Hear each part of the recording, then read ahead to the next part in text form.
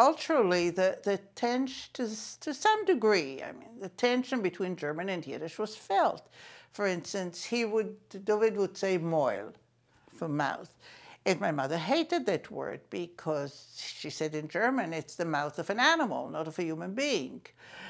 So, little things of this nature. And the background also was very different. I remember the first time they went to Europe together. And she said to me, he had a hard time going into a church. He wasn't religious, but the idea of the church was... So he went to one, they went to the Vatican, but she said to me, in order to see art in Europe, you have to go into a church. And he was very uncomfortable with that and refused to go. So, there were these little things there. Also, my mother's Jewish background in terms of learning was very weak.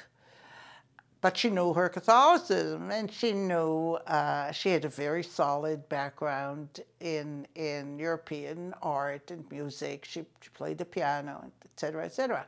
He was very grounded in Jewish material, but less so other than the Polish. I always heard about Mickiewicz and all that business. But in the grand scheme of things, no, he did not have a really good European education.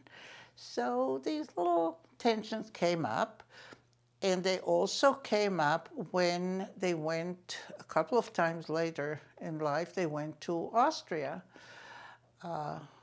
Bad Gastein. My mother liked that. And the locals thought that she was a German. She was also very blonde and blue-eyed, so they thought she was a German woman or an Austrian woman who married a Jew. Because he was Jewish, there was no question about it. You could tell right away.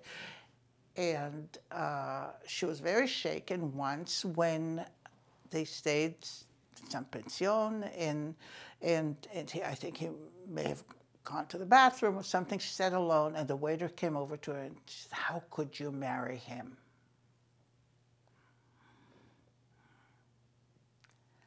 Assuming that she was one of them, and yeah, so these things did come up, and so this frisson, if you want to call it, I wouldn't call it fights or anything, but it was there, it was in the air.